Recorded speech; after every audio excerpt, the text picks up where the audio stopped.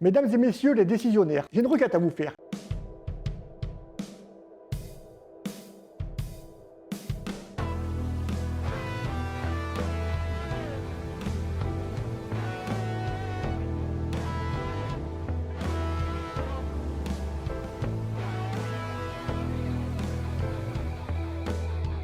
Dimas TV, bonjour et bienvenue. C'est un plaisir de vous retrouver aujourd'hui. Alors ça y est, le fameux guide rouge, le guide Michelin est sorti, le guide Michelin 2021 est sorti.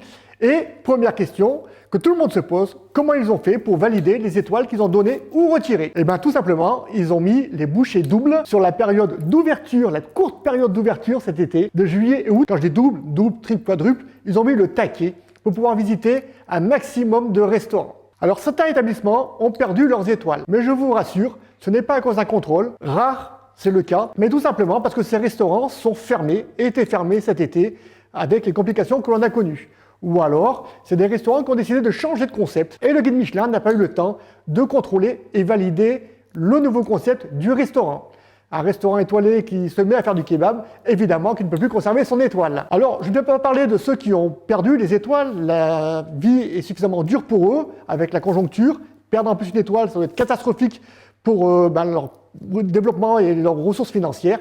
Alors, on ne va pas s'attarder sur eux, mais je leur donnerai un petit message en fin de vidéo. Quelques exemples des nouveaux étoilés. Alors 2 petites secondes pour vous rappeler de ne pas oublier de vous abonner sur notre chaîne Dimas TV. Vous cliquez juste en dessous là et vous validez la cloche. Comme ça, vous serez alerté de toutes nos vidéos. Et sur 2021, il va y avoir une pléiade de vidéos. Allez, alors quelques exemples d'étoilés. Alors je ne vais pas tous les citer. Par contre, vous aurez la liste de l'ensemble des étoilés. À la fin, sur le générique de fin, on va vous mettre la liste des nouveaux étoilés. Alors déjà, un grand bravo à tous ceux qui ont conservé les étoiles. Et un grand bravo à ceux qui rentrent dans ce fameux guide rouge et c'est mérité. Alors on va parler d'Alexandre Mazia à Marseille. On va rester dans le secteur qui nous intéresse, où on est nous situés ici autour de chez nous, parce que nous on est sur Fréjus. Donc voilà, à Marseille, il y a Alexandre Mazia qui a eu sa 3e étoile. Bravo, c'est un travail d'équipe, c'est formidable. Également, Hélène Darroze a eu sur Paris une 2e étoile. Alors ça en a fait quand même quelques-unes maintenant, mais voilà, ça veut dire que tous ces restaurants prennent de l'importance. Bravo, c'est un travail, encore une fois, d'équipe et un travail d'une chef, Hélène Darroze, qui a un caractère culinaire particulier, c'est le sien, mais qui fait mouche à chaque fois et je vous conseille d'aller dans ces restaurants. Alors pour les nouveaux entrées, ceux qui ont touché la 1re étoile, et croyez-moi, avoir sa 1re étoile, pour ceux qui cherchent l'étoile, pas tout le monde cherche l'étoile évidemment, mais quand on touche la 1re étoile, on est dans un autre monde. Là, il n'y a plus de Covid, il n'y a plus de maladies, il n'y a plus de difficultés. C'est confortablinum, comme le dirait un certain David Gilmour, on est sur un petit nuage et c'est une euphorie.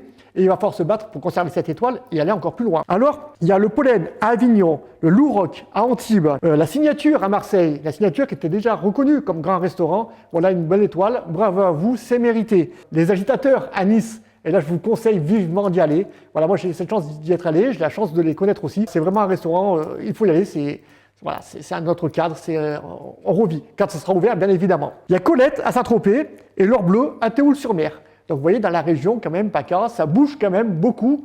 Et après, évidemment, encore une fois, vous aurez tous les autres restaurants qui seront listés à la fin. Et on n'en oublie aucun. Et on félicite vraiment tous ces restaurateurs, tous ces cuisiniers, tous ces directeurs de salle, tous ces serveurs, vraiment toute l'équipe qui travaille pour faire vraiment un travail d'exception pour, encore une fois, le plaisir du client. Alors, je vais parler des étoiles Michelin en quelques mots.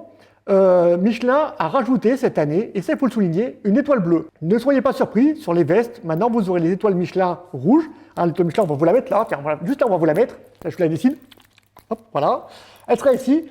Mais maintenant ils ont rajouté une petite étoile bleue avec une petite queue qui rappelle un peu une petite fleur.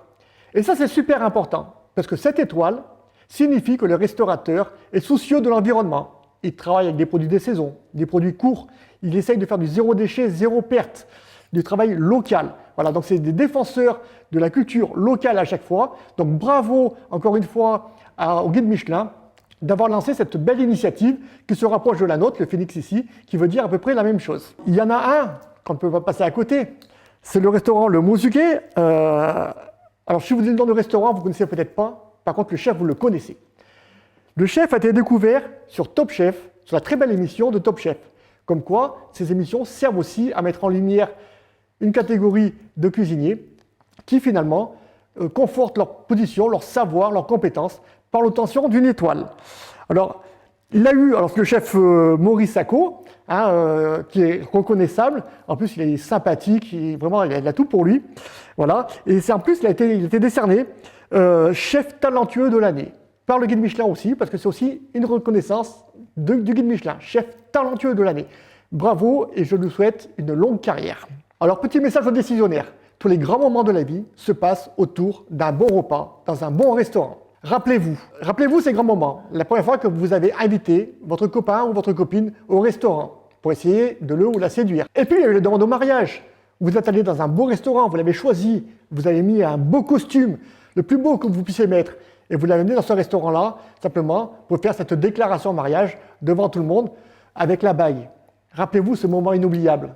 Et puis il y a toutes les parties également commerciales. Quand vous signez un gros contrat, quand vous allez négocier avec des clients, vous les amenez au restaurant, pas au cinéma. Quand dans votre entreprise, vous avez fait une très belle année, vous prenez votre équipe, votre staff et vous l'invitez au restaurant. C'est un moment pour fêter, pour les remercier. Ça se fait également au restaurant. Vous, quand un officiel vient en France, vous l'amenez dans un grand restaurant où vous préparez une plus belle table chez vous avec un chef qui vient cuisiner. Quand vous partez à l'étranger pour un voyage officiel, vous êtes invité dans des restaurants. On vous amène pour vous présenter la culture gastronomique du pays. Et puis il y a tous les moments de la vie, toutes ces réunions familiales, les cousinades, les 50 ans du papa ou du papy. Tous ces moments-là se font également autour d'un bon repas, dans un restaurant ou avec un traiteur, bien évidemment. Et il y a tous les éléments de la vie qui font la vie. Les baptêmes, les bar mitzvahs, les communions, enfin toutes ces fêtes religieuses se terminent en règle générale autour d'un bon repas, dans un bon restaurant. Vous avez eu une très belle augmentation. Qu'est-ce que vous faites? Vous prenez votre époux, votre épouse, vos enfants et vous allez au restaurant et vous payez un super restaurant. C'est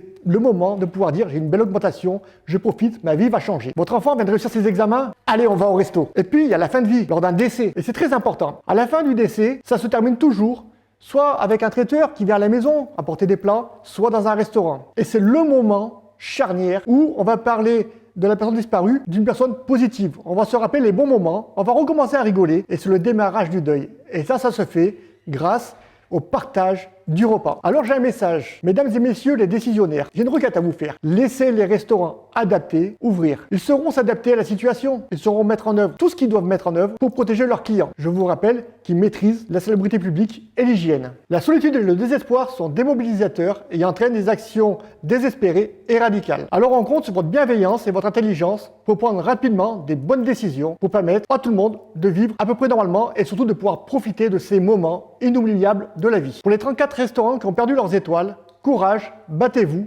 et continuez à travailler avec acharnement et avec envie pour le bien et le plaisir de vos clients et de vos convives. Encore un grand bravo à tous les chefs qui se sont distingués cette année. Si vous souhaitez enregistrer une émission sur notre chaîne Dieméas TV, la chaîne de la gastronomie et de l'environnement, c'est avec grand plaisir que nous vous accueillerons ici où nous irons chez vous cuisiner et partager ensemble un moment convivial de restauration lié, on parlera d'environnement et on parlera de ce que va faire pour vous ces étoiles gagnées.